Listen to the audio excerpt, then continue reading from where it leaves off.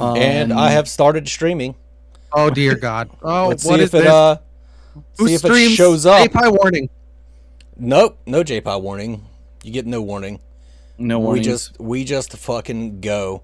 And it does look like we're live. Hopefully people will pop in here pretty soon and let us know if the levels are okay-ish. We'll have to be bouncing back and forth in between the OBS and then the comments. The Bobius. It's times like these that I wish I had a triple screen. Shh, Mangoose, dude. Level up your game. I need to. Get that triple screen going. Levels sound good to me. Hey, what's up, Oh, Bearded? the worst beard is here. Oh, shit. True, Anthony Kelly Jr., how you doing? Welcome on in. We're going to start up in a few minutes. Was it on your Overprime video? Maybe. That someone called me Geely knees? And I died laughing. That was just the funniest thing to me. I don't know why it tickled me so much. Geely knees. Like 4 E's and 1 L. Geely knees. I am here, and also myself. I should. You know what? That's what we're going to do before we get started up. That's how we're going to kill the time while people trickle in. I'm going to tell that story. Oh no! Because you guys will hear me say that a lot. You probably, if you go back through my videos, you go back through. I'm sure there's plenty of times. Plenty of times I go, and also myself. So the story was, I went out with my CO, XO, and our operations in CO in Afghanistan. We were out in a Humvee. And we had just gone out to go buy some stuff, and the CO just wanted to go just for shits and giggles. But anyway, while we're out, there was a rocket attack, and we were we were enclosed in these like giant barriers, and it was about the time that the like shift change was for the locals. So like, there's a rocket attack. They all swarmed inside these barriers that we're in, so we're completely swarmed by Afghani locals. And our CO was flipping the fuck out because he had never been in any sort of situation like that. And we had met with a local contractor, and the local contractor comes up to our truck with a nickel-plated 9mm. The CO's like starts to like rack around, chamber around, like, sir, just calm down. He's not gonna shoot us. Like, he can't shoot us. We're in a fucking up-armored Humvee, right? So he comes up, and I open the door like, what's up, man? He's like, I'm not allowed to have this. Can you hold on to this for me?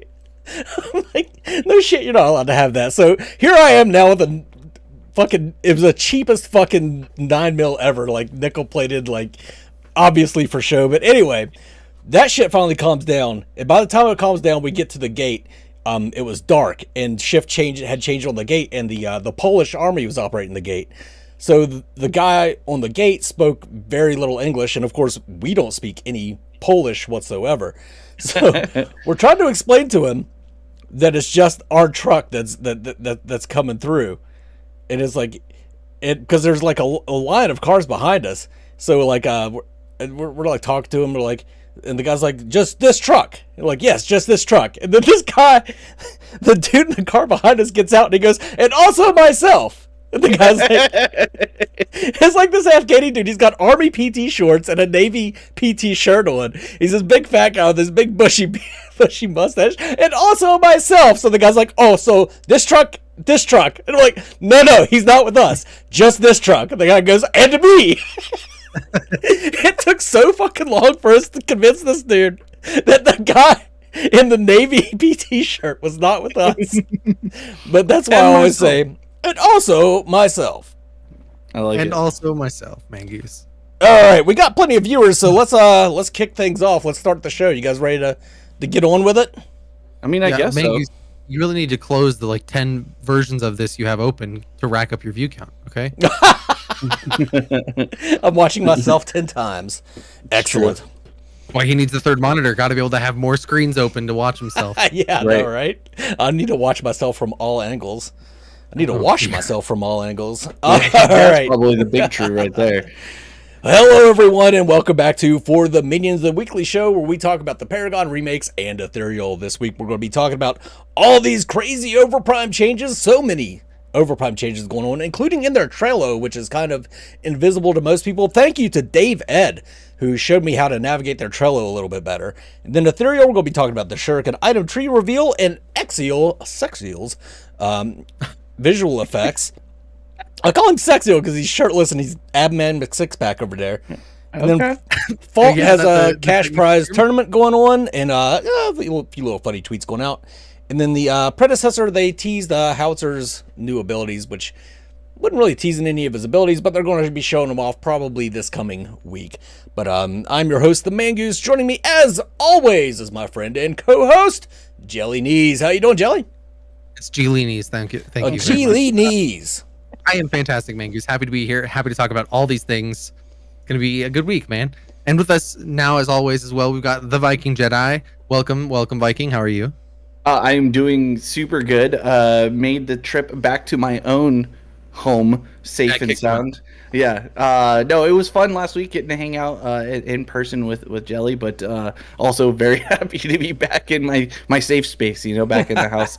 I will pre-warn, I think my wife is going to be making me an alcoholic beverage here shortly and bringing it to me. So just a warning that's going to be taking place. So commentary might adjust as this goes along. I don't know. We'll see. See how strong she makes it. Epic. Yeah, exactly. Go a little light. Go a little light, all right? We need him around. And what's up, chat? How you guys doing, man? Yes, of course, we're going to discuss things with chat as we go. Yes. One thing I want to start doing every time that, our show used to be, it was focused on news mainly, but it was also a way to get other content creators visibility and get their names out to the community, which I used to do with having guest hosts. That became very hard for me to always schedule different guest hosts from different countries and everything. And so now Viking Jedi did a great job. I just brought him on permanently, but we do still need a way to highlight other content creators. And somebody we've talked about on the Fault Partner Panel, which is on Windu the Mace's YouTube and the Bearded Wolverine's Twitch. One guy we've talked about a lot is Skynet _exe. He does a really, really great beginner tutorial videos for Fault. Yeah, check them out because they apply to anything. They'll apply to Fault. They'll apply to Predecessor. They'll apply to Overprime. They will apply to any third-person MOBA that you're playing. But stuff like beginner's guides for carries, beginner guides for offlaners, supports, just really good videos all around. So check out Skynet _exe, and I've got a link to one of his videos here. Let me go ahead and post that in the chat. Watch, I'll be able to post my own links. Right, yeah, watch that'd be later. hilarious. Watch FTM first. Yeah. Don't click it now. Click it now and then subscribe and then go back later. That's how you do it. There you go. So this week, let's go ahead and get into Overprime because there was so much going on with Overprime. So a lot of us saw the video that they did, the OP for the record, but I want to point out, I'm just going to list all of these really quick. This is stuff that's been going on to the Trello. Again, shout out to Dave Ed for showing me how to navigate this, and it shows like their changelog stuff that is swapped over. And this isn't even everything. This is just stuff that's been added to, has been fixed, and will be in the new patch for whatever that means for them. So I'm just going to list them all off right now. New item icon production, 70 new items. Smart key systems development, no idea what that is. Item visual effect improvements, loading screen composition improvements, party UI UX improvements, Tion revamp, new item settings, party page improvements, upscaling tool settings, and Tion aggro indicator improvements. So anything in particular there, guys, that you want to talk about?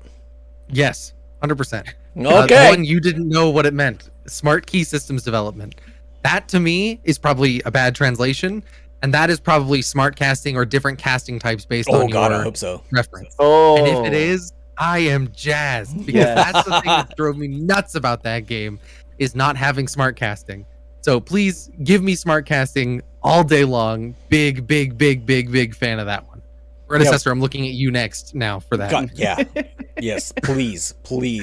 Not being able to smart cast Richter's Hook was just devastating for me. Oh. And imagine all the Kalari daggers that I would land if I could just press right click instead of having to press right click and then left click. Yeah. Oh man. That's an extra like 3 milliseconds between the two things. Like it's just too long. It does add up, right? Like that was something that we talked about. I think when you and I first started playing games together, and I was playing League, and I still wasn't using SmartCast. Like it does actually matter. Like there are reaction times that you're missing out on when you have to do extra key entries or whatever. Some abilities, I do think it's obviously better to maybe have a confirmed before casting. Like, you know, maybe some Gideon Qs or something like that might be beneficial to still have in that regard. But I think giving any more power to the player to customize their in-game experience is always strong and valuable. But I think I'm most excited to see the Tion revamp, Tion aggro indicator improvements, and the new items. All of these things are great. Like, I'm really excited for the UI and UX, but those three were like things that we and myself, I think, really harped on. The items especially, I think they really needed to flesh out more items, make for some nuances, and so I'm really excited to see what that all looks like. Yeah, and if the Soul Leaf team is watching and they want us to test their Tion revamp, because I know we talked about it a lot. I am happy to go out there and do that for you guys. It's true. Just let me know. I'll join up anytime. For those who don't know, for those who don't know, me and Jelly during the playtest, we actually spent probably like 3 hours or so. Yeah, it was a long time trying to figure out exactly how Tions worked, and really didn't work, and the frustration that came with them. So yeah, if you guys need a tester or two, let us know. We'll jump in there. We'll play with your Tions for sure. Mangoose, what about you? What's your favorite thing on this list, I guess? Well, my favorite thing now is playing with my Tions. This list in particular, like I just, the whole list, I think, is what excites me, really. Like, True. if this wasn't the week where they dropped that huge ass video that we're going to be getting into, this would have been like the main topic for Overprime. There's so much in here. I think new item production. That's the one that gets me. I mean, it's just item icon production, but that means new items too, right? Like, right. So hopefully the items are already there. They're just making the icons for all of them. Yeah, I don't know. There's everything here is ridiculously well warranted, good changes that I'm excited to see how they come in. Yep. But speaking of these changes, let's talk about this OP, the Record Community Corner update that they did. These have all been absolutely amazing. This one released so much new information and revisions back to the old ways of doing some things. And then they talked about new heroes. They teased Decker, Wraith, Chimera, the Fae, and Howitzer. Shade? What? No. Did you say them all? Oh, Wraith. Yeah, he said them all. I thought you said Shade. I was like, what? My bad. That's on me. Don't worry about it. Sorry. So, which one Viking are you the most excited about as far as those new heroes? Probably Fae and Howitzer. I think those one. The Fae was oh man, during Paragon days, she was just so fun. I thought with the aesthetics of her kit was also really interesting to me. So I'm really excited to see what the Overprime aesthetics of her will look like. And because they kind of seem to do their own things with each of the champions, and I think that's super fun and exciting. So yeah, I think the Fae's probably, but Howitzer's also just like, I think, a really fun, like, you know, whether you play him carry or even offlane mid lane, I think he has, you know, some flexibility because of his kit, or again, if they keep it relatively similar to the Paragon days. So I think I'm excited for more champions and their own champion the most. Like those just in general, just put more champions in the game. I want it as diverse as possible, and I can't wait to kind of see it. But yeah, I think the Fae is probably the one, if I had to pick one, that I'm most excited to see their rendition of. I can't wait. What about you, Jelly? Boy, I mean, the jungler in me wants to say Chimera, but I hate Chimera. So but honestly, out of those five, I think Wraith has to be the one that I'm most excited for. And I know we've talked about this in the past, Mangoose, but like, I'm curious to see what these games do with Wraith's kit, and especially Overprime, because Overprime has kind of bent the rules on what we see for conventional kits already. And I know that they're going to do something ridiculous with Wraith's kit that's going to seem super broken, and might be initially, but will be super fun at the very minimum. What do you think they could do with this kit? You got any ideas? Say again? What do you think they could do with this kit? Do you got any ideas? Man, I think they're going to change his ultimate. I almost hope they change his ultimate. It was one of those things that was like useful very sparingly. But I hope they change his ultimate to be something big. Maybe, I mean, okay, tinfoil hat, right? If only I should grab it and put it back on here. Take his rewind, make it his ultimate, but make it an AoE. So he like explodes and everybody nearby all rewinds backwards 5 seconds. Ooh, that would be crazy. 5 seconds? It'd be cool. 5 It'd seconds? be cool. That's for sure. Huge amounts of CC. Holy crap. Dude, you just pop that like in a neutral fight over like the prime. Bye. Yeah, they just all disappear and then you just smite it. Oh my god. That's so troll. No, okay, don't put that into the game. That sounds too troll. Please do. Big fan. I mean, Wraith was definitely the one I was the most excited to see. I've been saying for a long time that they need to add Wraith because he's such a versatile hero if they keep the same kit. Unfortunately, I think I don't think we're going to get that mass rewind because it did look like that he was stealthed for a little bit in the images that we did see of him. So I think his old stealth ultimate might be back. Or they couldn't. Maybe they switch it. They make his stealth like a neutral ability, like Kalari's, and then make his ultimate maybe a different form of rewind, slightly buffed than what it was before. I could see them definitely doing that because that's, I mean, the Kalari's dash that she had in OG Paragon, they made a basic ability similar to what Fault did, and granted it's different in Overprime, but still the same idea. Yeah. I will say. There's something. I mean, there's a reason we're calling these guys Wraith and Kalari and all of that. I think that kind of transitions into that point a little bit.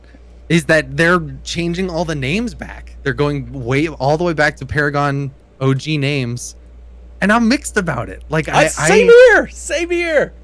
I don't know how I feel. Like it's one of those things. Like I get it for sake of clarity, right? And with all the Paragon successors coming or refugees coming in.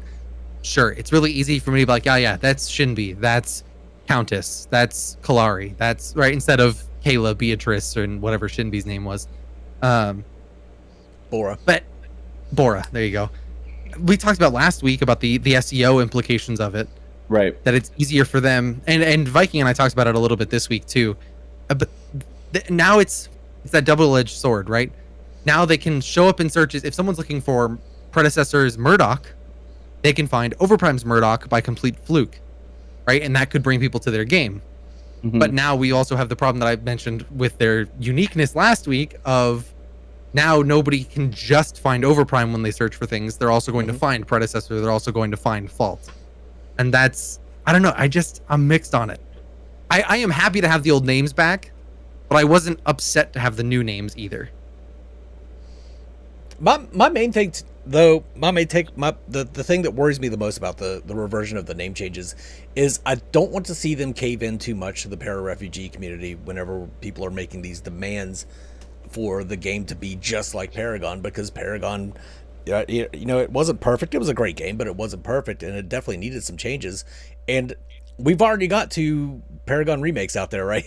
Like Overprime is the one that's the most different, and I want to see them hold true to that vision, to their vision of what they think the game should be, and then either we like it or we don't like it.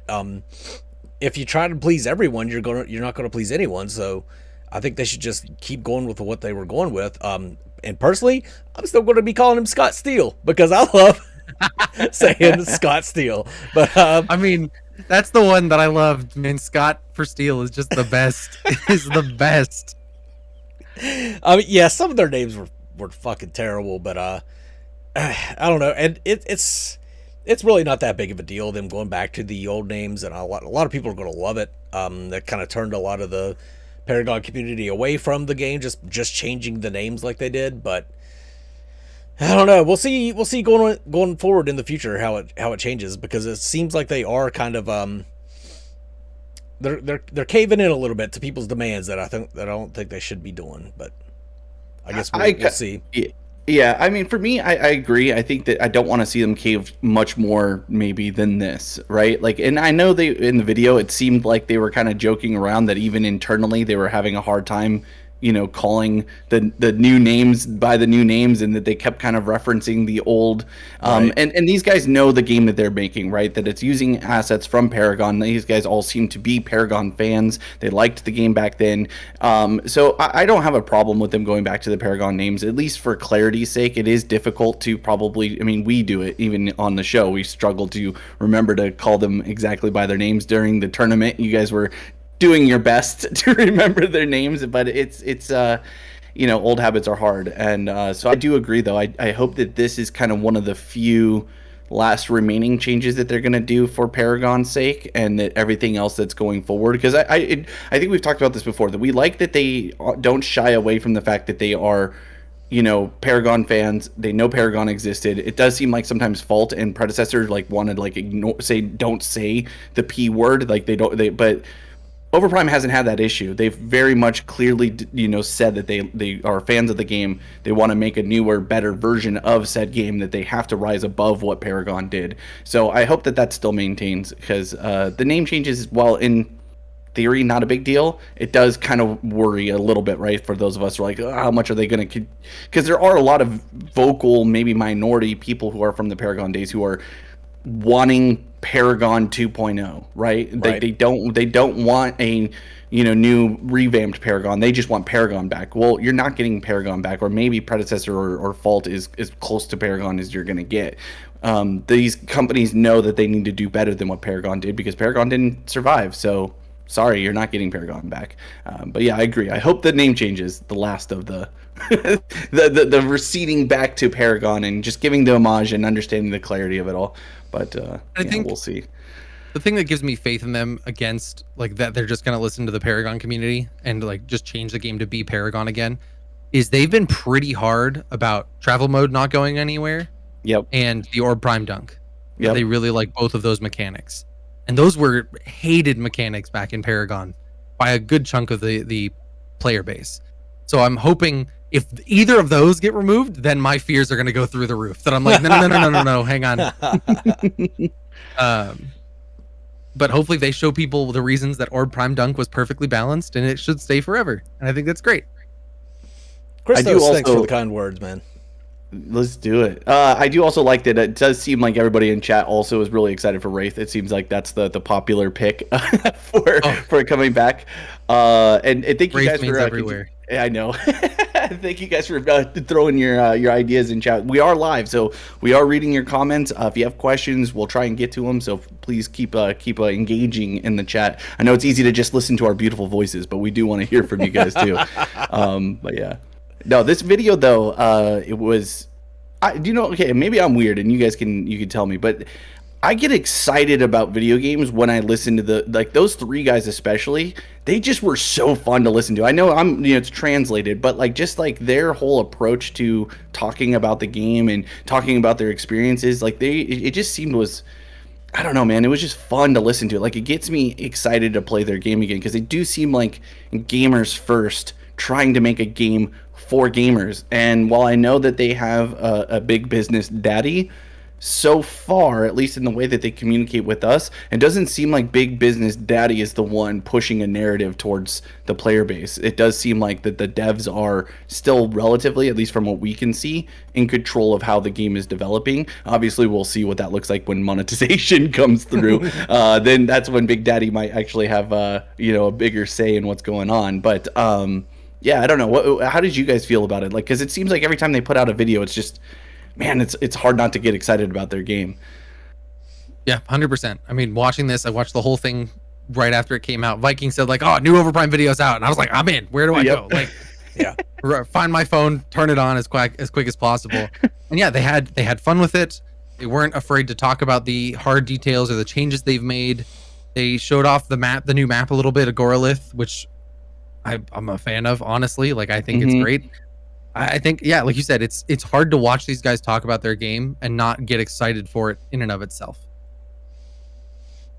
Speaking of Agolith, I sort of felt that it looked a bit disjointed. Maybe it's because it's just new assets on the old scale. Maybe that's just me, having a bit of a mental disconnect between the Legacy and Monolith maps, but things just they kind of looked a little disjointed to me. Like where the portal placements were weird too. Like they were like underneath like an overhang, and like the bricks didn't look they didn't look natural.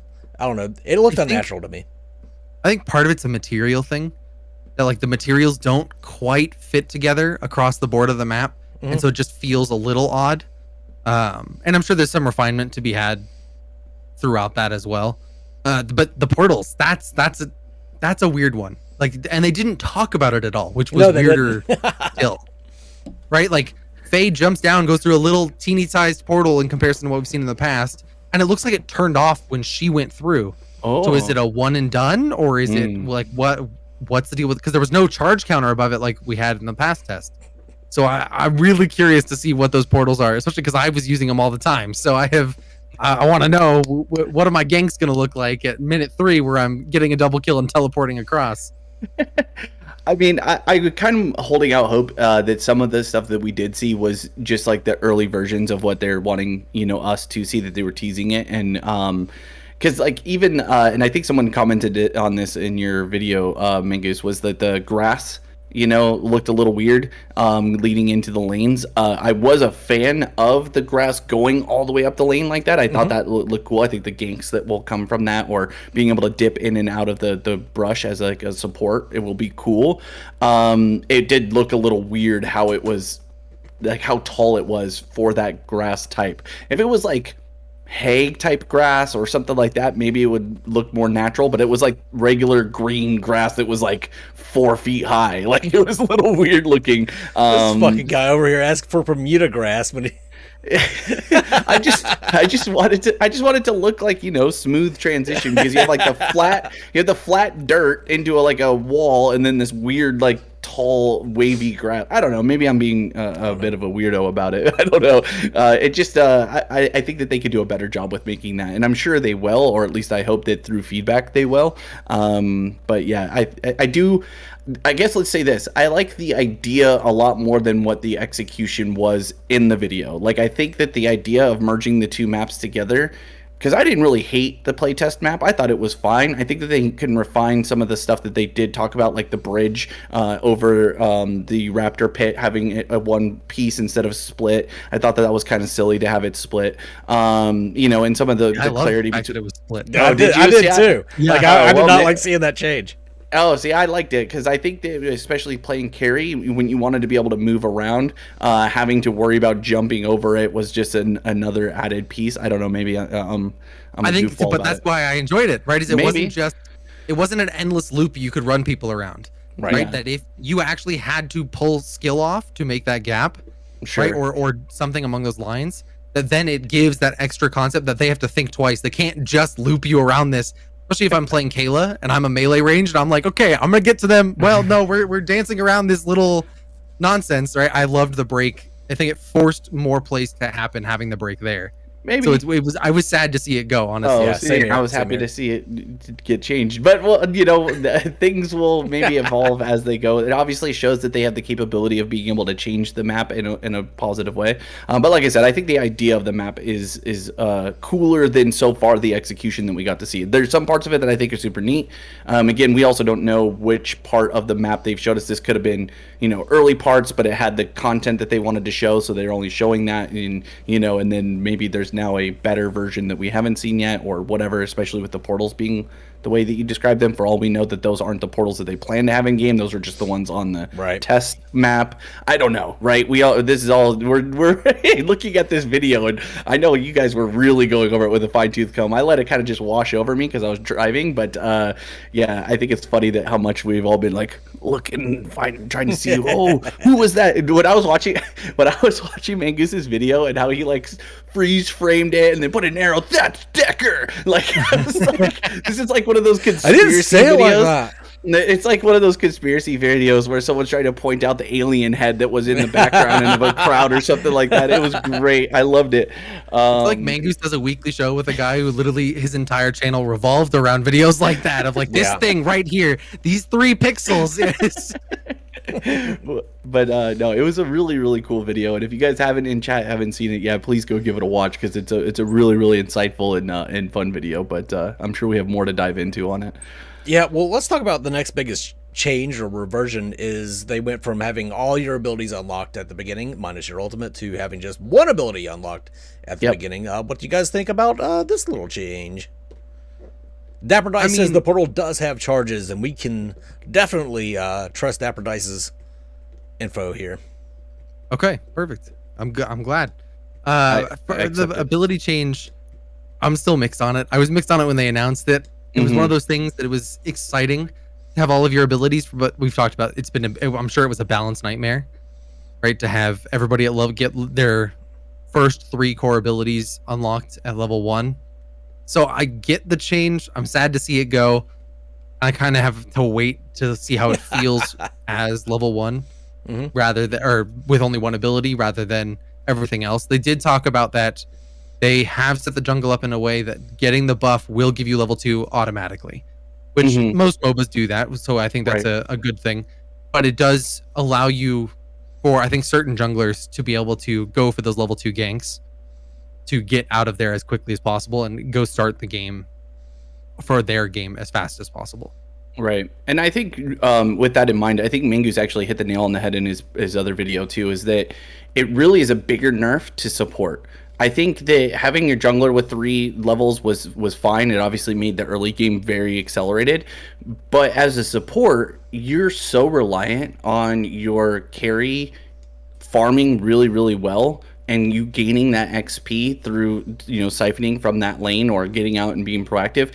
But it kind of hinders you, right? You can't be as proactive on the rest of the map if you're going to be losing out on XP. Whereas I think before, there were opportunities. I mean, we didn't really see it too much in the playtest, but I think there could have been. There were opportunities where I think certain supports probably could have been more proactive in like going into the off lane through the portal because they're level 3 and they can add a type of gank support, by trailing the jungler or whatever. Like it added in more, but so I think this is a bigger nerf to support. So I hope that they find a way to maybe, because this is a thing I've said in lots for MOBAs, is that supports sometimes feel like they always kind of are just picking up the scraps. Like they're just never quite, they're lower level, they're always broke, their items are never as much fun, so playing support sometimes it's not as much fun or as engaging. And I thought Overprime did a pretty good job of the way that they set up the way that the few supports that they had worked.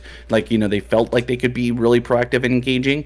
So now removing those extra abilities at the start, I think makes that role way worse, like, and way slower and probably a lot more boring to play for those first 5-10 minutes of the game, depending on how fast you're farming up. So that's the one thing I think. Other than that, I understand why. Like, it's almost every other MOBA starts at level 1.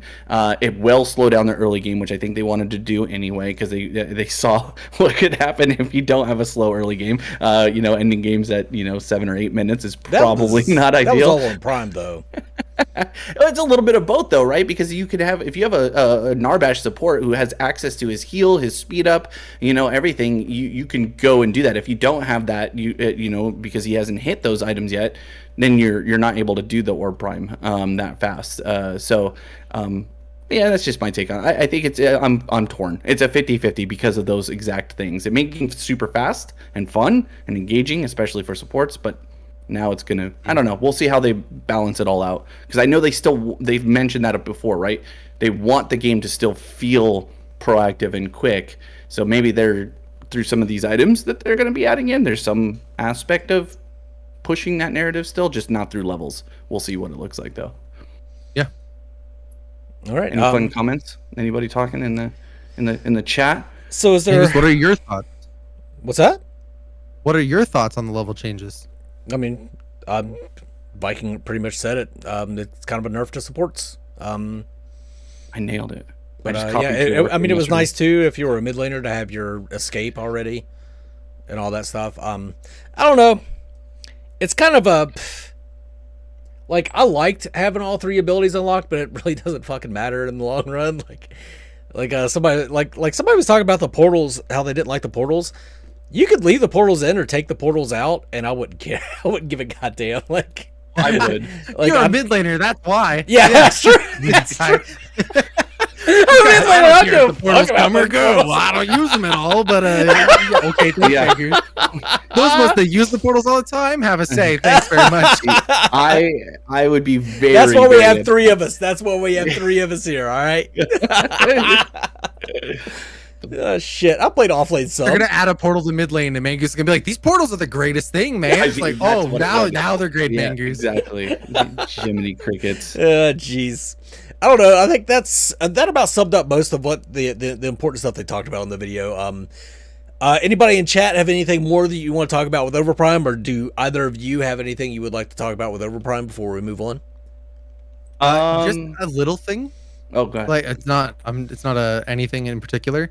I would love, now that they're going back to Paragon names, to see them go into their YouTube videos and change the titles to be Sevarog, or Kalari, goodness gracious, Murdoch, right? All of those things.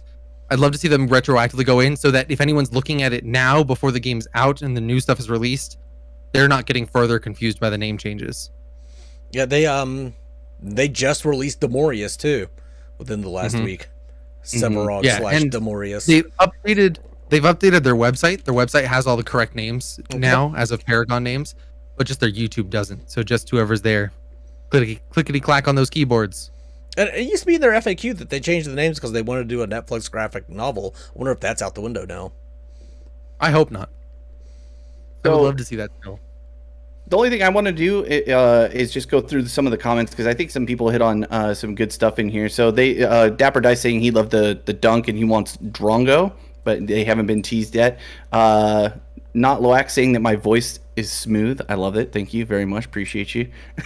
Yeah. What do you guys think about Drongo? Would that be cool for you, or opinions? I don't know who Drongo is, so you don't know who Drongo is. No, well, I mean, he was an overlooked carry. He's an ADC. 100%. He's an overlooked ADC in Paragon because he was introduced. He was a very precision based ADC that was introduced at a time in Paragon's history where you had like multi-shot gem, which was kind of like canceling out the need for any kind of precision. So why take this precision based ADC where it matters if you hit his shots when you could just take Murdoch and a multi-shot gem and just spray in the general direction of somebody and kill them? Oh, I do remember Drongo. I apologize. I couldn't. Predecessor actually has Drongo. I think he works quite well without that fucking multi-shot gem and bullshit going on. I said it way long time ago, even when Drongo was first introduced back in Paragon days, that he was just introduced at the wrong time. Like, he was a great ADC, and I think he would make great impact into any of these games if he's introduced early on. Maybe that's why Pred introduced him, because they heard me. It was a smoke. He was like, honestly, you know what? Let me impress Mangoose. Terra was the same way, dude. Terra would have changed the game if there were still enough players to use her effectively. Right? Like, she just got introduced so late in the life cycle that it just didn't do much, but she was insane. So I would love to see Terra come through as well. One more on here. This is more just, I think, a comment, but something I think that we've echoed before. It's from Christos. He says, for me, playing Overprime or Predecessor would depend on the mood. If I want to play fast-paced, I go with Overprime, and with slow-paced Predecessor, they can definitely coexist together. I know we've all kind of thought that there's definitely room for two, but it would really depend on how much those two differentiate each other. And I do think that Overprime and Predecessor have been able to do so. Any comments to add on to that? Quick shout out, Sophisticated Carrot. Sophisticated Carrot commented so much in the last one, and I never did acknowledge them whatsoever, so I'm going to go ahead and do it now. And their name always makes me laugh because I think of Bugs Bunny smoking a carrot whenever I think Sophisticated. I don't know why that I make that. Bugs Bunny? Yes. Like, anyway, go ahead. All right, then. That's great. That's Sophisticated Carrot. That's good. Yeah, I think that, I mean, I don't know. Did I miss anything, chat? Is there anything else that you guys want to talk about? Ranger said they're still polishing the map. Not Loex said that one too. Portals are awesome. Yeah. Yeah. Zachary says I like Terra. I think so let's go ahead and pack it up and move on to Predecessor. Predecessor, I didn't even record it because it was so short, but they're just saying that we talked about, like, they kind of revealed some howitzer changes during their Decker footage, and that they're probably sometime this week they're going to be releasing all of his kit, like all the changes to his kit, and like I guess probably telling us why they're going to be changing his kit. But the only thing we really got this week was a Twitter post that was just him knocking a camera over with his mine. So wasn't a lot of information there. But I am excited to see Predecessor not shying away from changing the shit out of a lot of these kits. I mean, they already changed Howitzer once with his ultimate. I didn't think that was a good change personally after I played with it for a little bit, but I don't know. What do you guys think? That thing was nuts. That change to his ultimate was insane. So I'm glad it's getting changed. And Pop it, thank you. Even further. Sorry. No, you're fine. But so I'm excited to see what the changes are. We'll have to see how it's going to compare to like the Decker kit that we just saw and all of those things. Also, I do want to bring up, I said I would, is we got a message from someone on the Predecessor dev team last week after FTM went live. And he did mention, he's like, basically to quell our fears that 50% that the scaling of magical power in Predecessor does not get that high. I was referencing a theoretical cap of 1,000 magical power last week and saying that with 50% on Decker's abilities, she could do an extra 500 damage. It did send us a message saying that they do not get that high, that we do not have to worry, that they think the scaling is justified for where their items sit for her. Yeah. And I think that was a huge thing to hear. And if you guys are still watching, or if you happen to be in there, giving us more of those tidbits would be greatly appreciated, because I think the community loves knowing, obviously, the direction that you guys are going with it. I mean, to me, this is the same thing that we talk about with Overprime. I'm excited that Predecessor is putting out more and more content. It seems like they're starting to, because before, and you guys talked about this a lot before I joined the show, that they were kind of slow or tight-lipped about releasing any information or showing off clips and stuff. And maybe it's because they're getting closer to early access or whatever they're going to call it, that they're finally loosening up a little bit. But it's exciting. It's fun to see them engaging. I'm stoked that they've been showing up in more chats. Like I think they were in Bearded and Windu's stream for the partner panel and answering questions there too. So it's always cool to see that engagement kind of ramping up, obviously, as it gets closer to whatever release date they're going to be going into. Oh, we lost Jelly. Lost Jelly for a second. But yeah, man, I think it's really cool to see. And Howitzer's a fun character. I think his kit is super neat, and aesthetically he's cool. So yeah, I'm just a fan of it all as a whole. Did you want to read off Pop's his little dono? Of course, if it's going to dono, I think I should probably have the courtesy of reading it. It says, even if people found it tedious, the Orb Prime dunks were some of the coolest moments in Paragon. When the enemy team had it, you had to make the decision to fight them for it or haul ass up lane. And 100% agree with that. Same. And the idea of making it a spawnable creature for Overprime furthers that 10 times. Like, it's where you really have to make the decision of like, okay, and you know exactly what's going to go down, right? If they dunk it, Overprime spawns in mid lane and is going to push up mid lane. Yep. So then you have to gauge your lanes, you have to gauge mid lane, and to make that decision. I think that's the coolest part of it, 100%. And that's what I love about Orb Prime. And the plays around the pit itself, the dunk itself, the whole 9 yards, I think is fantastic. Yeah, I know that when we were playing Overprime, that was one of the things that Jelly especially was just raving about. Like, oh, I missed this. It's so great. And then we did the Muriel Orb dunk a few times, and he was just, like the Michael Jordan dunk from across the planet was just super fun. It is. I think it is a cool aspect, and especially if they fix like the Tions and how they work, because right now, or at least I should say, when we were doing the playtest, there was no counterplay to the dunk. Once the dunk happened, you just had to all group mid and try and kill the thing as fast, and more times than not you weren't able to kill it because it was just so much stronger than everybody else. Late game you could kill it easy. It was early game that we couldn't kill it, right? Yeah. But if you have like a counter push, like if you can't contest it, you're just not strong enough, and you have to push lanes or get advantages elsewhere, I think that's super exciting. So if they do fix the Tions to be able to create alternative pushes to where the enemy team can't just get the orb, dunk and push mid and end game. They still also have to answer a wave, or it could be a base race, which is always super freaking fun. So I agree with Pop, and obviously we've talked about it a lot before. It's one of the more exciting aspects, and it's different than any other MOBA. Like, there's no other MOBA that does it this way. Like, you have like League of Legends that, you get, your game ending buffs that buff up the minions and do all that. And Fault has a version of that. And like, so it's like the dunking is so unique. It creates a fight or other outplay potentials. And I just think and when you force the team to expire their prime, that's the best. I think that's the coolest. When they can't get it at all. I don't know why. I just love that. It makes me feel like, fuck you. You took all that time off the map to kill that buff, and you got shit for it because we played it better. And so I'm a huge fan of that personally. And the fact that it dealt damage to minions and towers. I have a YouTube short of it. I stole Prime with Steel, like jumped into the pit while they were taking Prime and ended up taking Prime myself. And when I dunked it, we won from the dunk. And I felt like a fucking god. Yeah. And damage to heroes too. It's everything on the map that's enemy takes damage.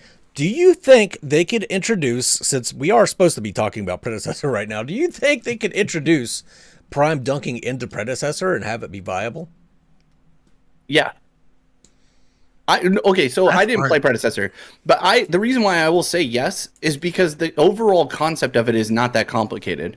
I think it would be, because the game it existed in the game at one point anyway, so it's just a matter of adjusting your other neutrals to accommodate for it. It's a better system personally. I don't know. Maybe I'm biased. What do you think, Billy? You got a face. Yeah. The hard part with theirs is that Prime Pit is not centered on the map. Prime and Raptor pits are like League of Legends with Dragon and Baron pit, where the one side has a technical advantage to that. And with that creates some odd workings with a Prime dunk mechanic of killing it, then you're closer to the dunk versus further from the dunk. And they'd have to fundamentally rework their map before I think it'd be potentially viable. I would 100% agree. That's aside from the balance implications that are also tied into that. Yeah, I 100% agree. They would have to make massive changes to their map and balancing in order for them to introduce the Prime dunking mechanic. I think what they have now works just fine. We haven't gotten to play Predecessor in a while, and I'm really like all these little teasers, like the Decker teaser and the Howitzer teaser, got me really looking forward to it. Like Howitzer's ultimate, it got changed to where he flies around and he could spam that R2000 rocket, which was fun as fuck. I loved it, but it just felt too slow to me. It felt like an interruption to gameplay. Like I didn't feel as fast paced, even though it was a sped up R2000 rocket. I don't know. Like the way they have it, what it looked like is that you fly up now and you fire off a barrage of rockets at a location. I like that better. I like that almost like a miniature Pharah ult from Overwatch. Yeah. There you go. It's cool. Yeah, very. It's just one of my favorite ults in Overwatch. By the way, I think it's such a cool concept. Yeah, I mean, and so I think it fits. I think it definitely fits Howitzer better. I mean, his old Paragon ult was kind of weird, and like the zone creation of it all. My camera is having a rough day. It doesn't like you.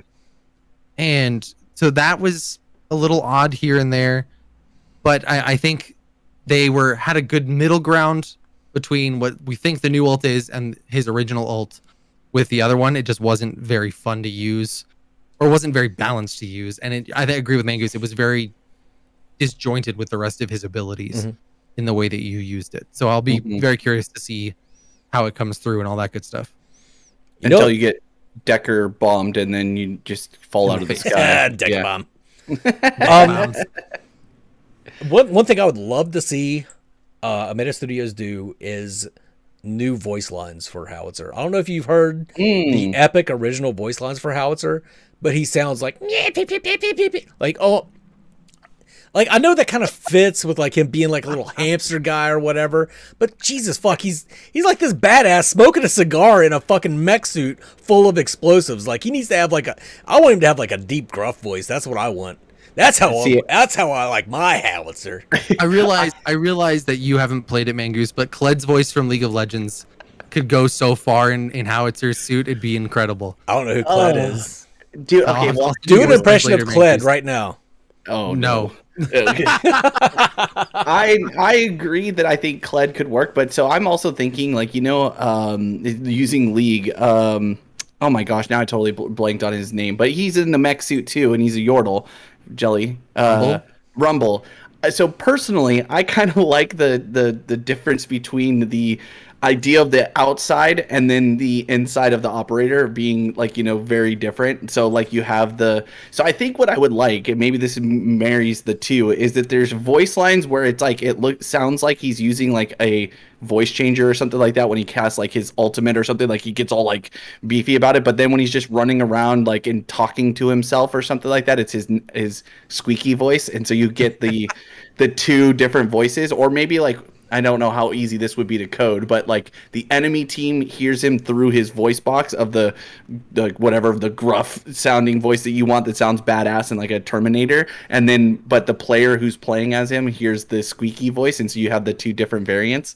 That might be fun. I don't know, but I don't know. I think it's kind of cool having the juxtaposition between the two. Sorry, I kind of stumbled through that word, but yeah.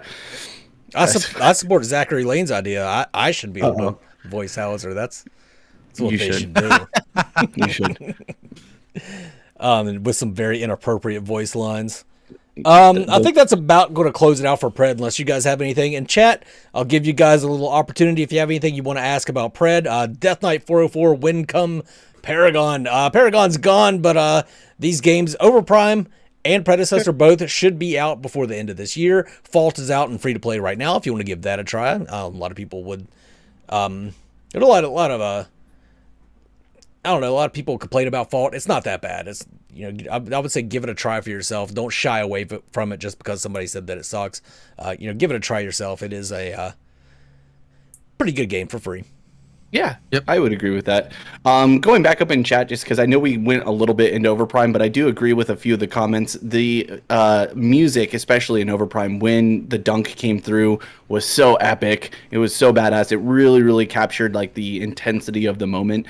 So that was something that people were pointing out in chat. There's a few comments in there if you guys want to scroll through there, but I agree the dunk dramatically changes the pacing and all that stuff, and I don't know if it would, to your guys' point, work in the current version of Predecessor, but I just think it's a better system overall. It's just more fun. I feel like because it's more engaging, it forces people to have to pay attention to the map more. Rumble has a legendary skin that makes 100%. Him say his ability names. I didn't know that. That's really cool, though. Rumble's a great character in League of Legends, so I'm a big fan. Right on. Anything else? Well, now that we've talked about Fault, you want to move into Fault? Do you want to move into Fault, or do you want to go into Ethereal? Nah, let's cap it with Ethereal. We're going to cap it with Ethereal? Let's go Fault. Not a lot to talk about with Fault. Fuck, I didn't even look any of this information up. God damn it. So, mainly just doing some funny tweets. There's a cash prize tournament going on for Fault, and god damn it if I didn't look up when it was going to be or anything. Does anybody in chat know when this tournament is supposed to take place? Okay, well, while we wait for tournament information, I would look on Discord, but I can't. Okay, while we wait for information on that, let's talk about these funny tweets, because I have an opinion. Yes, I don't know if you guys have opinions. Okay, you want me to go first? Sure. Okay, so first tweet, loved it. Second tweet was a big question mark, eyebrow raising, but regardless, I am just happy. I don't know if one of the guys was listening to us or if they just did it on their own. I'm going to take full credit that it was all us and our suggestions, and they heard us, and they're being more engaging with the community. They're using their social media platforms. They're doing something a little bit different than just sitting idly by, which is what we've been asking for them to be more proactive, make people pay attention. And that first tweet I thought was a banger personally, because it pointed a direct finger at some of the things that the community has been upset about of five stacking and shitting on newbies and thinking that your dick is big because you do so. I loved that tweet. I thought it was very poignant and it was funny. Second tweet, it was a little bit more of a real big shotgun blast, I think, at the old Paragon guys, and whether that's a good thing or not. It's the thing with that tweet is that it's only going to be received by the people who know what they're talking about. Any new players who are paying attention are just going to look at that tweet and go like, "What? I don't know what that means." So it was a little bit of a funny one for me. But what was your guys' take? Do you have a similar opinion or your own? Real quick, tournament's on the 21st. Thank you, chat. It's 21st, which is this Sunday. It's going to be on Easy Edge channel. I think there's 12 to 16 teams that are already signed up, and I know the last time we checked, it was $1,200 was the prize money. So there you go. That's real easy out here with the big questions. We're on Iggy and Scorch Watch. Like it's been what 4 weeks now, 5 weeks that we're on Iggy and Scorch Watch waiting.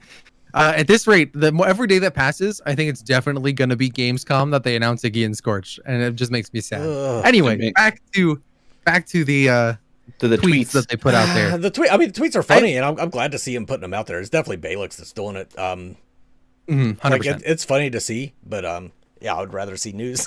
I would rather know what the hell's going on with Richter. I'd let it, But at the same time, make an announcement, right? Like, make an announcement that you're saying that, like, we've heard your guys's, like, your gripes about these 5-stackers or these people that are just toxic and all these things, and like then put out these memes afterwards as like an enforcement of your policy, right? Or a joke about the people that this policy is created for.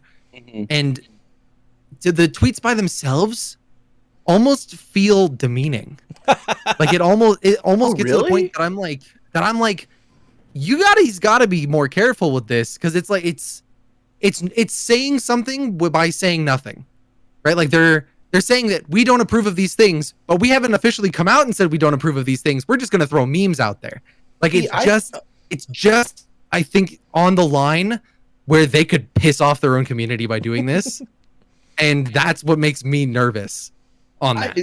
So I think, okay, maybe I'm reading this wrong, but I mean, this is why we all have, there's 3 of us, we can have opinions different, right? But I think that that's a nicer way to challenge that idea. It's like kind of a, if the shoe fits, wear it kind of moment, where it's like, we're making fun of said person without actually calling out a said person. So if you are that group and you see this thing from the community and saying like you're kind of a, small penis weirdo for doing this and thinking that you're cool for it, it maybe makes like a almost like a passive aggressive switch in someone's head. I don't mind that necessarily. I do think that they should make a harsher stance on their approach to this stuff, but I don't necessarily hate that this is a little bit more what I would have called it more nuanced approach to the thing, making it a meme that still gets the message across that they think that it's silly, it's dumb. But I'm not saying that you're wrong. I just think the people they're pointing to are just going to justify that that's not them. Maybe. Well, we're only 5-stacking because we've got a new player and there's 4 of us that are experienced players. Right. Oh, well, we're only whatever it is, right? Like that's it, those people are, it's the justification across the board. Whereas if you take a stance, put these memes out and then act on said stance, then it's not just a like, well, that's not me, right? Then it's a definitive like, no, we banned you because it is you, or we did XYZ thing because it is you. Yeah. So that's what I want from it, is more of a definitive line, because as of right now, they're just kind of like poking at these people that are their only players, or a vast majority of their players. And that's a dangerous game to play. Olua, it's on their Twitter, bud. You can find the link on there. You can see their most recent tweets. It's Fault. Yeah, I would look it up right now, but like I said, I can't fuck around with Discord or I'll screw up the stream. There you go. Real easy. Put it in there for him. Hey, thank you. Did he? But yeah, I mean, yeah. Well, it looks like it for me. I don't know. Maybe you. I didn't see it. I mean, it looks like it to me. I'll copy paste it and see if it pops up again. There you go. Do you guys see me? Nope. Weird, champ. Dude, are you guys on live chat or on top chat? Post it in Discord. Okay. Post it in our chat in Discord. That way I can put it in there. Okay. I got Here. you. How about that? Did you guys see it? Dude, what is going on? No, I don't see yours. That's so funny. Weird. It's got to be because it's a link, Mangoose. I don't know. It's weird that I could see real easies and then you guys can't see mine, but there we go. So I funny. see mangooses. I see mangooses. There too. we go. There you go, chat. Yeah, that's one of the memes on the agora.gg. See, that's the one I actually of the two. That's the one I take probably. I mean, I don't take issue with it because I wasn't an agora.gg type guy, but it's obviously aimed at a specific player base, and I don't know if it. Okay. So as a guy who didn't check it, I think it's funny for someone who's like, they don't know that I was top 100 or whatever. But it also is like, if you were one of those top 100 guys, like, you know, that was probably a pretty cool accomplishment at one point, and now they're kind of making fun of you for it. So it's obviously directed, and I don't know if it's intended to be directed in a negative way, the way that but it could be. And I think that's probably like a misstep. I still think it's funny, but it's also not directed at me, so therefore I maybe the moot point on that. But yeah.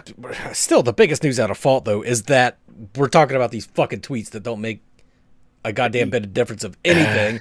And, I'm giving them the pats on the head where they can get them, you know? They're doing something. A community-run tournament, which I'm glad it's a community-run tournament, but that shouldn't be their biggest news, is that a member of their community organized the tournament. That shouldn't be their biggest news. Like, that shouldn't be what we're hearing about the most. Completely agree. Again, Easy Ed on Twitch, on the 21st is that tournament's going to be with a pretty big prize pool. I already talked about this on the partner panel. I would be so much more excited about it if it was a charity tournament. So much more excited and invested if they were doing this for charity or something like that. But whatever. Maybe we'll organize a charity tournament sometime for one of these games.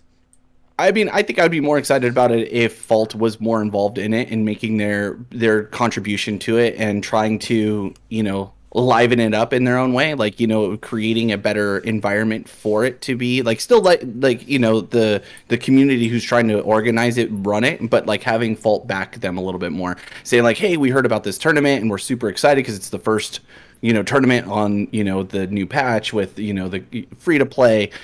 We want to get involved. Like, and maybe they are behind the scenes, we just don't know about it, but it would be cool if they came right out and said, like, we're trying to, you know, and we're going to match the, you know, the winnings to whatever, or what, something from Fault being engaged with the engagement of this community run tournament. Because again, it does seem like sometimes with Fault that the community is doing more work than they are to keep their game alive. And that sucks. It really does bother me because, like, I think, you know, we talked about it last week, but Windu and Bearded and, you know, a lot of these other content creators are really pushing a lot more for Fault than Fault is doing for themselves. Yeah. And it does feel weird that we're giving, you know, head pats for some 2 tweets that they put out.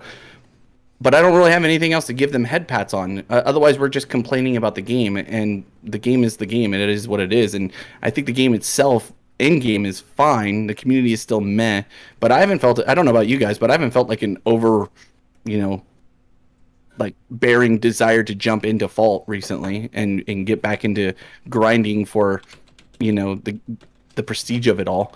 You know, yeah. I mean, it's one of those things. I agree with you that their community's putting in more work to nurture the community than they are. And I don't want, by no means do I want Fault to start organizing their own tournaments. No. By no means.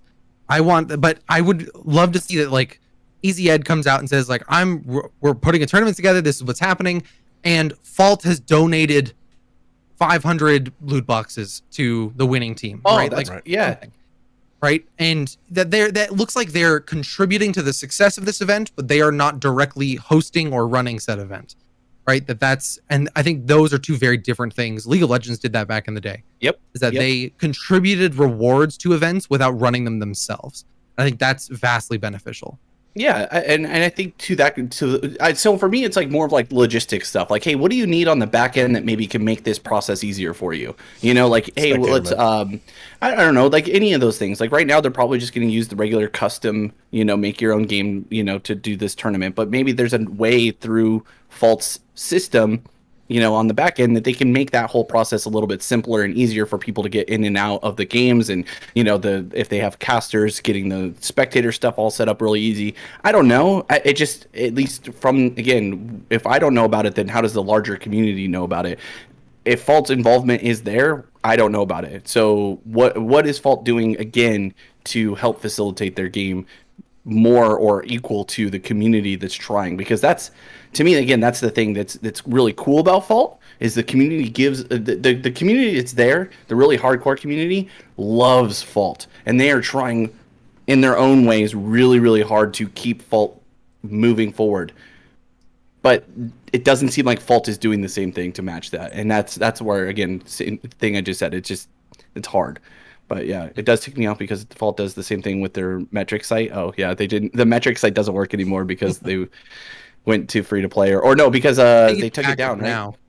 Is it? I think that might be back up. But yeah, that's a very good point. Why are they making fun of Agora GG when they've got the same shit on their own website? That's not Lorax. Well played, good sir. Well played. By the way, whenever we do organize a tournament, it's going to be called the Jelly Goo Jedi Invitational. I decided. The Jelly Goo Jedi Invitational. Yeah. Good to know. I would love to do a tournament with the community. I think that would be super fun.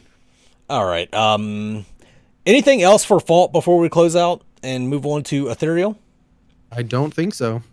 Ethereal? I'm just looking through chat real quick to see if there's anything there. To echo off of what Viking was saying before, I would love to see a spectator mode for Fault.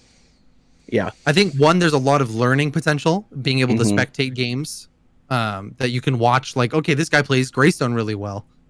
Let me watch what he does on Greystone so I understand better for myself. He held left click and hit W. I didn't think of doing that. What novel Greystone play? But also for these tournaments, right? Like Mangoose, when you and I were doing the Overprime tournament, being able to have an actual spectator mode to fly around and look at things made such a difference for a tournament setting, rather than just switching player perspective to player perspective to player perspective. Is that what Fault currently has? Yes. There's no spectator mode at all. There's no spectator mode at all. They don't have anything. So right now, no spectator or replay that I know of. So that's huge. For tournaments. That thing is huge. That by itself can help so many communities start up. I mean, think about the creators in Paragon days that used replays to create highlight videos or all that kind of stuff, dude. That was a huge part of Paragon's life, was those creators, and that's just a part of the market that doesn't exist for Fault. I didn't even know that. I thought that they had a full spectator mode. That's so wild. That really hurts your ability to create like a engaging, tournament or and if you want, and they keep saying, and the community keeps saying that this is supposed to be a competitive game. I didn't even know that, dude. That's the new thing for me. I thought that they had that as part of their stuff, that you could spectate. Oh my gosh, bros, you just blew my mind. That's stupid. I want to put it Havoc a shout here. The Chad Greystone who unbinds his S key. Perfect. I feel like I want to make my own YouTube video. I did voice lines. Now I'm going to do unbind my S key on Greystone. Oh shit. Oh man. All right. Well, let's close Fault out for now. Let's move on to Ethereal, because we got some pretty exciting stuff for Ethereal. For Ethereal. So Ethereal, as always, I'll let Jelly lead the way on Ethereal, since he is the Ethereal man. Wait, you're not going to let me lead the way on Ethereal? Come on. I'm not letting you lead the way on nothing. Maybe if we do an episode on beard care routines, then you can lead the way. But I have so much information. Let's just get right into it right now. So, okay, first of all, when you're growing out the beard. I mean, the big thing for the last week has been the Shuriken item tree. It was posted on all the social medias one by one, and then a whole post was put up on the website. Which, I mean, this tree is really nice. Like, it's just one of those things that expands an area that was needed for ethereal characters. Mangoose is gonna build shurikens on Leah, apparently. So Talos. It was Talos that I built the shuriken. Sure I can. Sure I can. Oh, dumb, big joke, dude. Thank you. That's a great joke, actually. I mean, I love these I love the shurikens a lot. I think they're a welcome addition, of course. We talked about it a little bit last week. I got you, not low X. I got you, bud. He wants beard care routines information. But so yeah, they're, for those of you that didn't see, they are items that give you physical power and cooldown reduction, which is already a really nice stat combo to have. And then they also, the tier 3s have 3 additional stats, being physical penetration, attack speed, and movement speed, depending on which one you get. And movement speed is a great stat. And then so for the Dragon Shuriken, its unique passive is that takedowns or kills refund 20% of your ultimate cooldown. I'm scared. JVN. No, yeah, okay. Should have known better. Should have known better. Dude. Yes, body pillow win. Goodness great. Dude, the body pillows that we could sell for some of these characters. Yes. Mangoose would buy them all. But so Dragon Shuriken gives you 20% refund on your ultimate when you kill somebody, and a permanent 5 bonus physical power on unique kills. So every time you so up to 6 times, you can get a permanent 30 additional physical power if you killed everybody on the enemy team. But having a 20% refund on your ultimate for some characters is going to be insane. Yeah. So I mean, that is already super good. There's Viper Shuriken, which it has the passive of Stone Skin. Getting hit with hard CC cleanses the CC and also for 3 seconds, your basic attacks deal extra max HP damage. So you cleanse a CC that you just get. Let's say you get hit with a knockup from Leah. You eat the knockup, it goes away, and then your basics do a lot more damage. So Dude, chat it's absolutely is insane. winning right now. I'm sorry, Jelly. I know you're telling like really good, powerful information about these, but chat is just on it, dude. Let's. One side of the body pillow is Ethereal, the other one is Shade. Sorry. Okay. I don't think Viking realizes who Shade is, though. I know. Oh, I know. I do. That's the funny thing is he has no idea. No, I do. No, he's gonna think that it's fucking Revenant. Yeah, that's my thought exactly. No. It's oh my gosh, it's the other guy, the one that we played in Overprime, isn't it? No, The guy with the hat? no. See, I told you he's gonna think it's Revenant. Yes. Shit. Okay, I'm wrong then. Anyway. Okay, wait. Actually, okay. So, because I do think these items are really, really cool. Let me ask you, because we talked about them a little bit last week on FTM, but I didn't get to ask this question, and I thought about it after the fact. From the team's perspective, like, what is because obviously itemization is always a big part of any MOBA, and this is the next evolution for you and the team. Where do you see this fitting? Where within the already like what's the ultimate goal? I guess what was the idea behind pushing shurikens versus like adding in more magic power or doing any of the other items first? Like, what was this one? Where did you guys feel like it was needed? Well, I mean, magic power is already insane in Ethereal. Sure, right? I was just so throwing many one out items. there. It's ridiculous. Yeah. The big thing for the shurikens was there is no physical power cooldown items. If you wanted cooldown reduction as a physical power character, you had to buy magic items, which doesn't make any sense. Right. So there's I mean, like League of Legends had Black Cleaver was like the big one for a long time. Oh yeah, that's a good item. Right. So there was none of that. So assassins, physical power assassins, were going to be SOL on release because they basically had to go attack speed or magic damage, right? Which doesn't necessarily make sense for them. So this was to fill out that niche of actually providing an avenue for these characters to go that helps them become the assassins they're intended to be, instead of just resorting to an attack speed carry or some kind of off meta magical power build. Or apparently for Leah, Mangoose is just going to run shurikens on her and just call it a day anyway. I ran him on Talos. Yeah, looking back, because it was suggested in on Talos actually for his offensive suggestions. Have you guys noticed in playtest like any like people that you didn't expect to be able to build these items and they work on those guys, like to add a little bit more nuance into their kit, like so something that you didn't expect, or is it kind of working as intended with the characters that you wanted it for? I think they each provide their own essence of like a niche to fill, right? Okay. So Dragon Shuriken gives you cooldown refund on your ultimate. So great. If you want to spam your ultimate and you're getting a lot of kills, this is a great item for you, but otherwise not necessarily. right? Viper Shuriken cleanses CC, cleanses hard CC, and gives your attacks or your basic attacks a boost in damage. So that's a great carry survival tool, right? Sure. The carry's getting dove by Leah, and then their basic attacks are refunded. Then are they're stronger than thereafter. Butterfly Shuriken, right? Hitting an enemy with 3 attacks or abilities within a certain amount of time does a burst of damage and then grants decaying move speed over time, right? So this is you people that can get in, do a bunch, right? They get an extra little pop of damage and then bust out a little bit. So it's really cool. They fill a different niche, and you can run them together, but they're not exactly nuanced to fit together at the same time.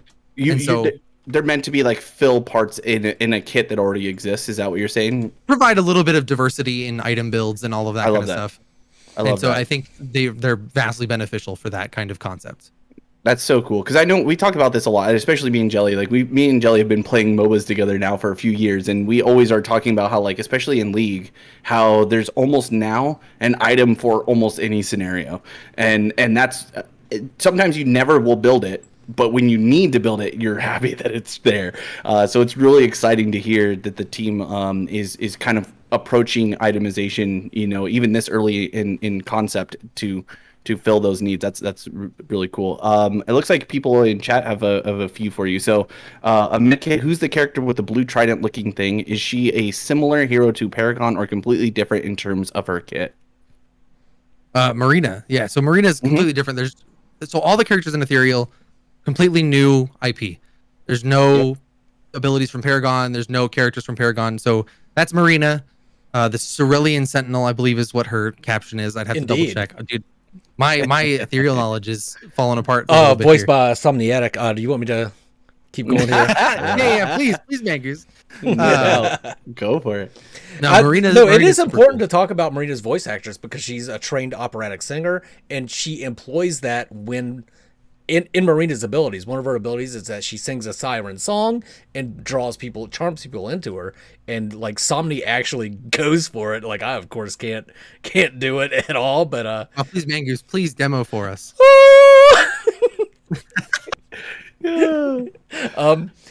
But no, I would say if she played somewhat similar to, if I had to compare her to a Paragon support, I would have to say Muriel. I guess, kind of. Most similarly, I guess, but yeah, not quite at the same time. Like it's no, she's just very different. Oh look, Owen's here. Great. she has shields. That's like the only thing she has in common with Muriel.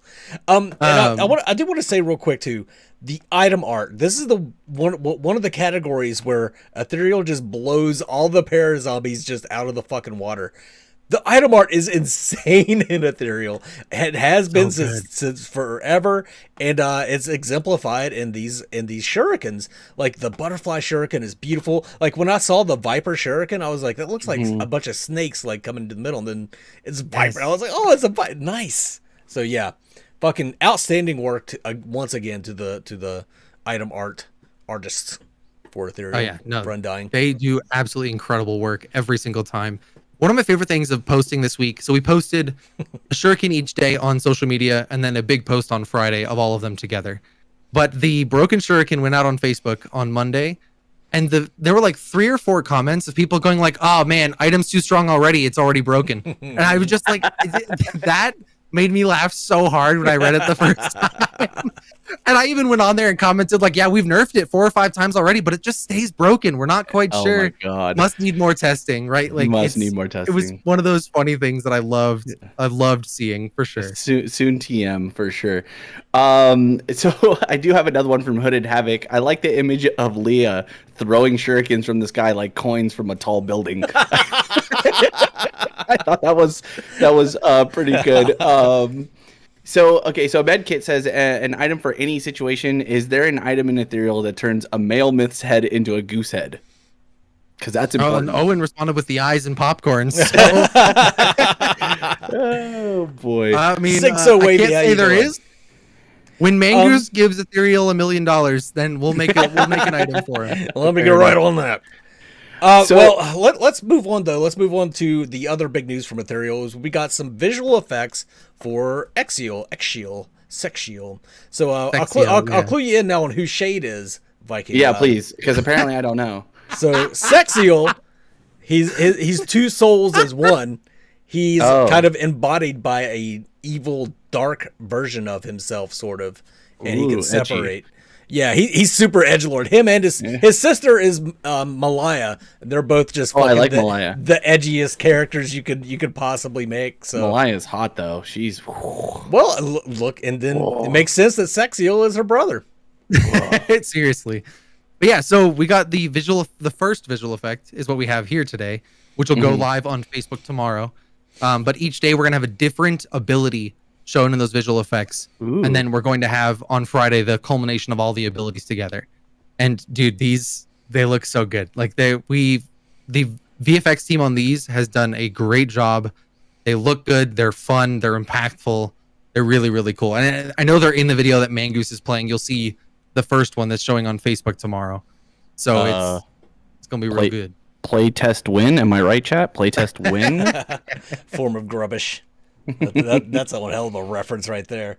So what is this ability? So he strikes forward and then slashes down. Can you explain the ability to us, or is that correct? So this is, we've talked about it in one of the live streams that we did a couple months ago. This is Exiel's Q, and that he'll stab forward doing damage and then do a double slash pulling down and doing damage a second time. So there's two instances of damage with different areas of effect. So it's that kind of ability, but just the visual effects on it I think are fantastic. JVN is on top of it, dude. So he said Exile is my jungle main. Haven't even played the game, but the choice has already been made. Yep, 100%. Yeah, the character designs, I love them. Not everybody loves the character designs for Ethereal, which it's all it's objective, of course, but I was surprised by people that said they didn't like them because I think they're all fucking crazy good. Again, the animations suck balls, but man, the characters look so They really do. good. The animation is not great. So that's weird to me because I don't understand how someone can have a subjective opinion that they don't look cool. Like that just seems like you just don't have taste at all. Like, what do you think like salt and pepper is spicy? Also, like, what the fuck, dude? Like, what, do you eat food in Utah? What the heck, man? I mean, not wrong, dude. So Big Goose, you'll appreciate this because you love to cook, man. All the food that we had, we went to a few different restaurants, and all the food is just extremely lacking in spicing. It's so bland and boring. I mean, the aesthetics of the area was beautiful, and I won't go too much into it, but man, the food was so bland. So I can't imagine anyone looking at these characters and going like, I don't like that. I mean, unless it's just too edgy for them, which, fuck that guy. Okay. All right, then. Yeah, well, I say. But no, I think their character. I think a lot of what Ethereal does is absolutely fantastic in character design, item art. Like, there's so many just badass things. The kits are really cool. They are. I mean, we're talking about Marina. She's a support, but she's got the bubble that not only heals, but it also deals damage to enemies, so you can use that effectively. Using that effectively is what makes a good Marina, I think. If you can damage the enemy carry while also healing yours from just a little bit of damage, then she's got the bubble shield, she's got this big Riptide, goes on the ground and slows everybody in a huge area and deals a bunch of damage. She could charm people in, so she could charm them under the towers. She's got such a great support kit. Yep. And you love to see it. You love to see it. She's just a joy to play, and it's fun to see new heroes getting teased and stuff like Exiel, because I'm sure he's going to be a great time. And he's got a Reaper class, which is like the assassins of Ethereal. So just like his sister. So you got the brother sister duo as the Reapers. I think they get to climb around on the rocks and have all that fun. I think what makes me most excited about Ethereal too is getting to. I mean, I know it's far in the future, but like when you look at kits like Mangoose was just describing, and I think about it in like a high elo or pro play scenario, and like how, because when I think of like League, right, like there's so many champions in League of Legends, and they have so many diversity. You could take like Karma for example. You could play your support, you could play your mid, you can even play your top. Like, I love the idea of like when a champion is so cool and interesting and offers so much, like whether that's utility or damage or whatever, that teams will be able to like game plan around it and create their own quote unquote meta. And I honestly, like, I know a lot of people in chat probably haven't even gotten a chance to play this game like we have. Dude, this game has so much potential for like just the weirdest, coolest ideas of approaching a MOBA. It needs to go faster. So I don't know, man, because I'm telling people, man, when you guys get your hands on this game, if you haven't played on the playtest, you'll see when it gets closer to another playtest win. It's these champions are being made by people who understand that the character's identity and nuance of that is so important. And when I look at sometimes like, even like League of Legends, you have a lot of characters that do the same thing. When you look at Smite, you kind of have a lot of characters that do the same thing. When you look at Dota, they kind of have a lot of characters that do the same thing. Ethereal doesn't have that, and I think that's also kind of going even like back to the Zombies.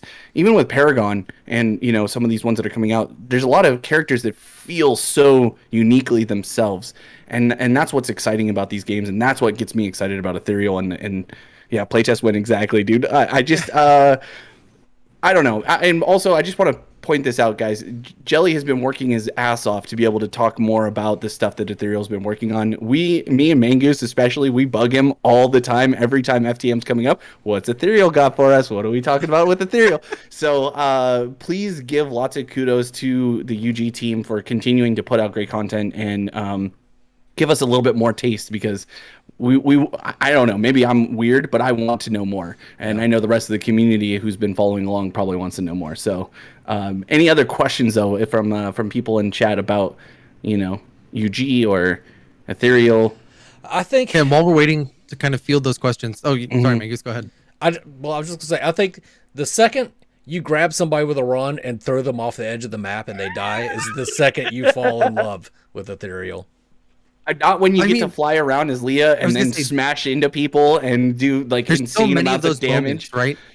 Of like the flight or throwing people with a Ron or the lane structure. I know is a big draw for a lot of people, or a lot of those things, and that's the crazy thing. And like the guy, if you have not played Ethereal and have not been following Ethereal recently, the video that Mangoose is showing, that map is our old map. The new map is so much better than that one. Well, let's do another playtest, so I've got new map footage. Well, I mean, trust me, Mangoose, I'm trying.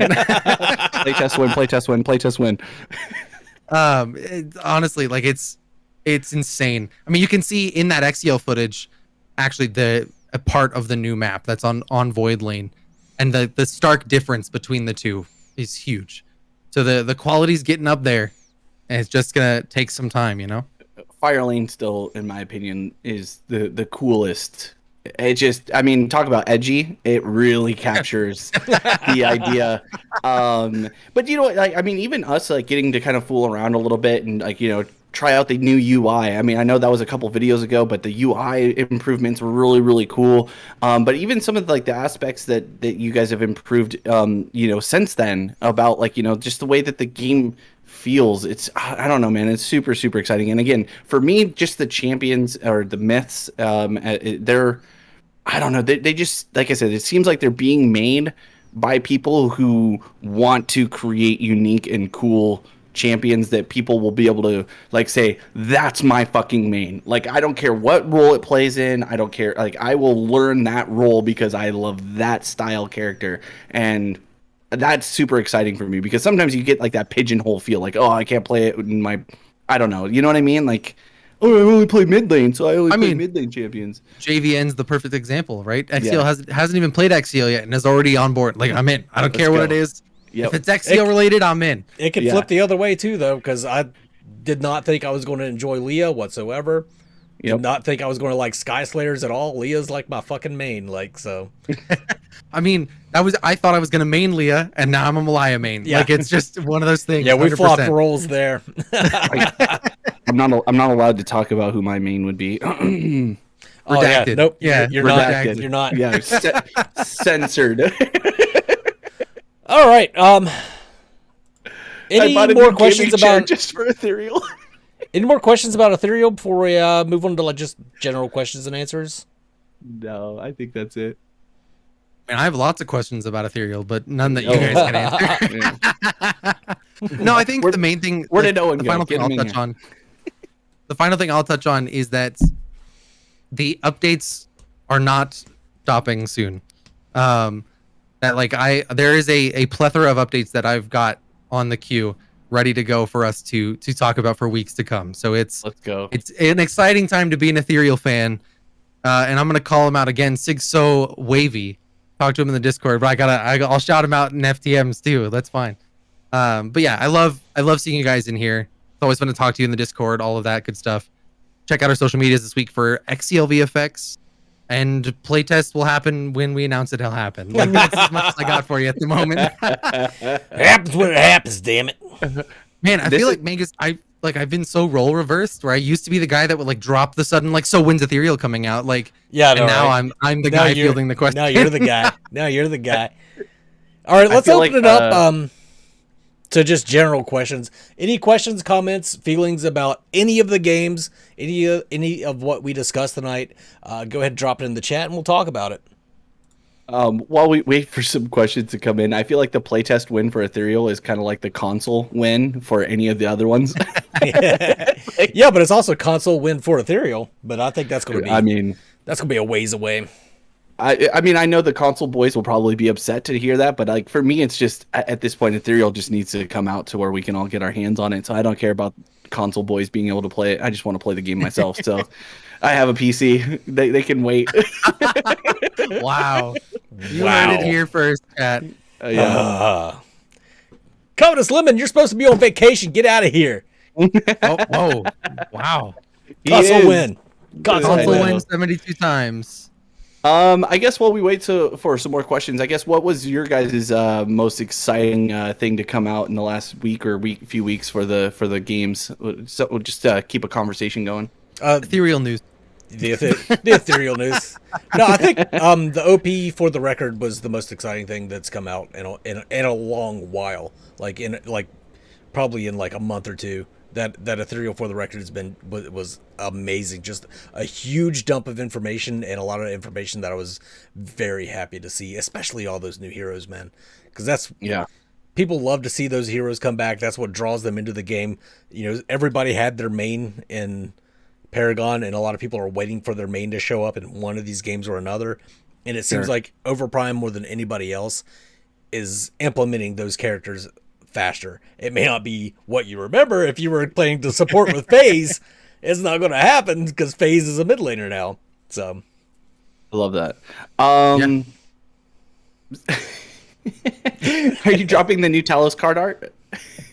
I mean, when new Talos is ready, we will definitely let you guys know, because that's another big one that I'm excited for. So I think this might be a hard question, but since you both have played Predecessor and I have not, so I'll field this to you guys.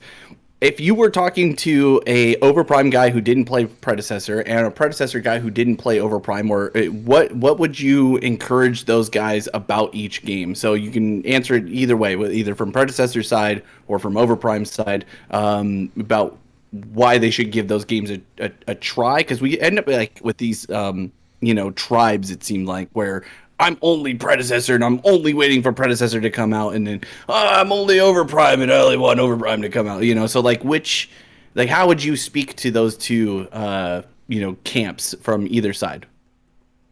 Don't be so stubborn. No, I mean, Amangus, I'll let you pick one side and then I'll talk about the other one, regardless. I'll take Predecessor side for somebody who didn't play Predecessor and has only played Overprime. It's more of a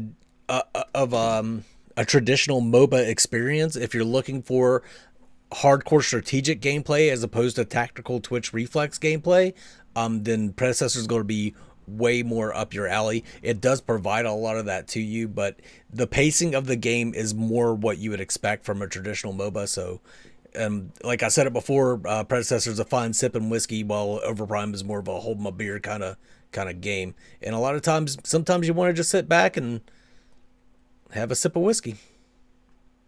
Right.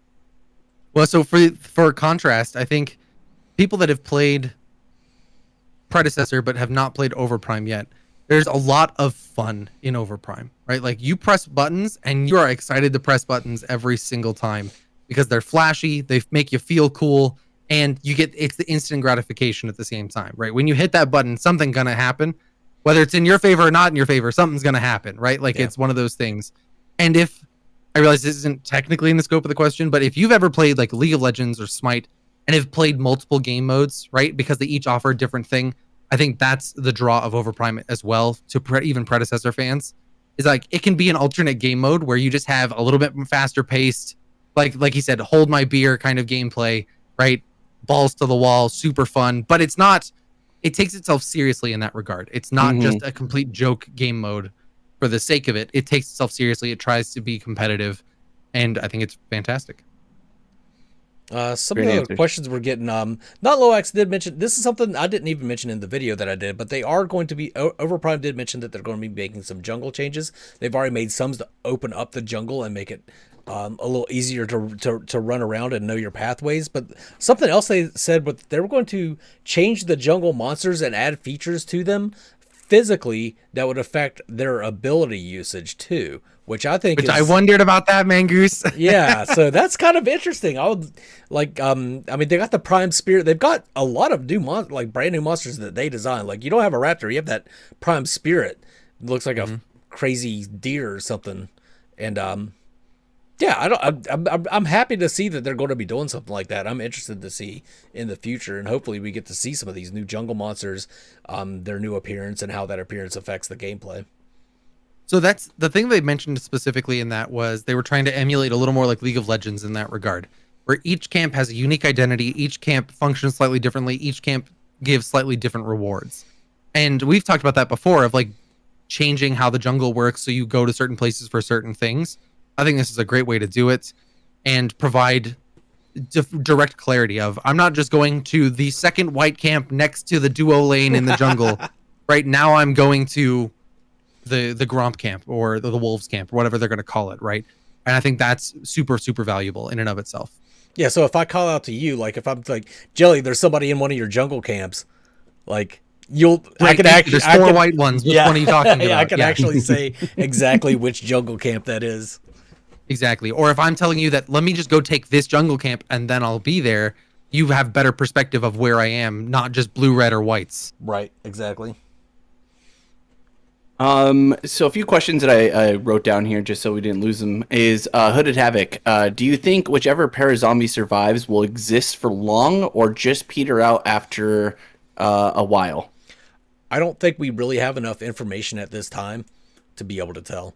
I would love for all of them to last forever, and we know that's not going to happen. But I would for the one that does kind of win out amongst the community. I would love it. I would love for them to last forever, but I don't know if they will or not. Like we'll see what kind of crowd they gather and if they can continue picking up momentum, picking up steam.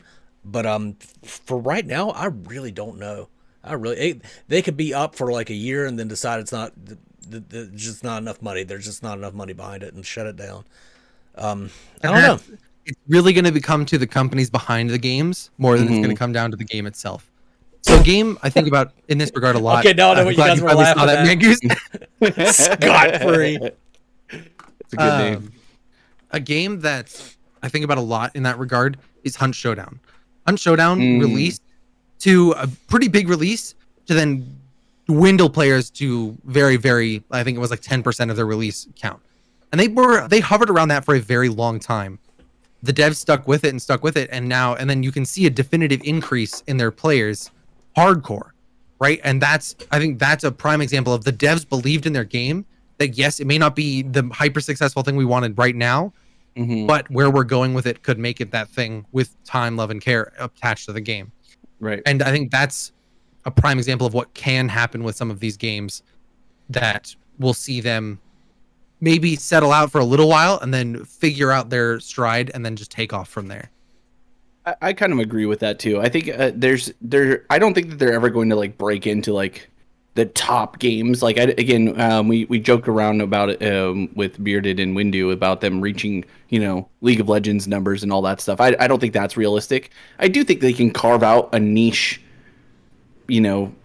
place. Like there's lots of games that are like that. I think Tarkov is like that. There's plenty of games. I mean, even PUBG at this point, I think is probably still like that. At least NA. I know it's still pretty big in parts of Asia, but like there's something to be said. Rainbow Six is another good one. Like, like it's okay to be a niche game that's done well, and you have a large, or not large, but like a strong player base. Because I don't want to say large or small. I think a strong player base is the key word, because that player base is playing your game a lot and they're investing in your game a lot. And I think that's fine. I think Smite actually kind of falls into that category. I think that they're a relatively, at least in the MOBA space comparatively to the two big ones, a niche game, but they're large enough or have a strong enough player base that they can maintain and keep going, and they're successful. I would say they're a successful game. They have been successful for a really long time, and that's fine. I mean, I would think that like even like here's or I'm sorry, the card games that like Mangoose likes to play, like Hearthstone was massive at one point. I think it's dwindled off, right? It's probably not as big as it was, but there's still strong enough player base that it maintains. You get matchmaking. So that into itself I think is fine, and I think if I'm still thinking that it's probably going to be Overprime or Predecessor that's going to be the two that manage to make into that. And I think mostly that's just because they have the better financial backing to be able to to manage the waves that are going to come through. So I think they could be. It's hard to say like when we do like the beta males 2 years from now, will they still be here? I think one of the three has potential to be. Which one, we'll see, but it could be two. But I think at least one will make it 2 years plus. Yeah, I mean that could bite them in the ass too. Like SMS, we've seen they've been out for 2 years. Like like their player base dwindled, but they kept at it. They've kept going, and now they're getting a bigger and bigger player base since they went free to play. And they've shown that they can kind of survive on what they can on very little. And I don't know if these other games can do that. Very good point. They have bigger people to answer to. Yeah. Mm-hmm. I think it is, what is it, 9? We've been going for about an hour and a half. We should probably start wrapping it up, I think, boys. Sure. Alrighty. If you want to.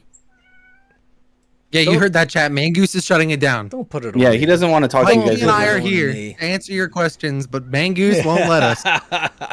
No, we do need to shut it down for this week. I appreciate everybody coming out and interacting in chat.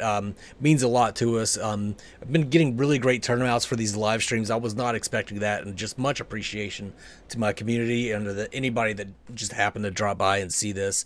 And yeah, so go ahead, Jedi. I do. I want to point out to Q Hullett. He said earlier, how late am I? You are very late. We're almost done here.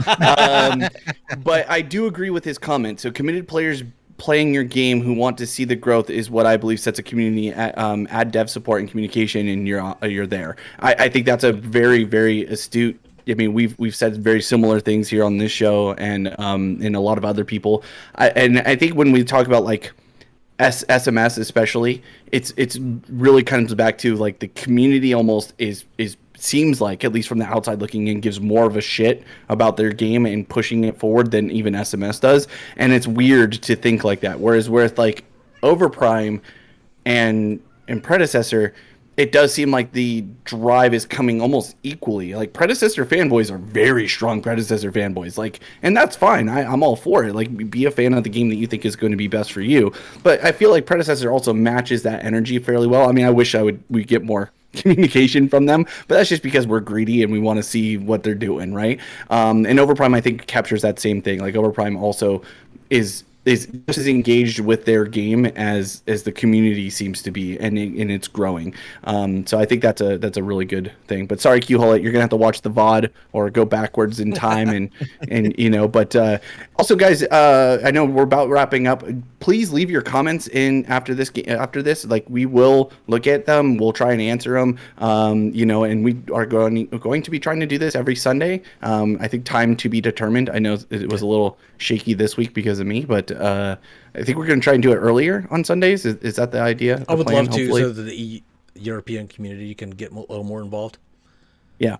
So that's it. That's all I had to say. Sorry, go ahead. Jelly, any final comments before we close it out? I don't think so. Go join, follow, subscribe, whatever the right term is, on all of Ethereal social media so you get those XEL updates this week. But yeah, I think I'm excited to have live streams, see so many people in here talking to us all the time, the whole nine. And those will be linked down in the description below. Jelly Knees' Twitch and YouTube will be linked in the description below, as well as the Viking Jedi's Twitter if you want to follow him and see what he tweets out about. And yeah, that's going to wrap it up for this week, guys.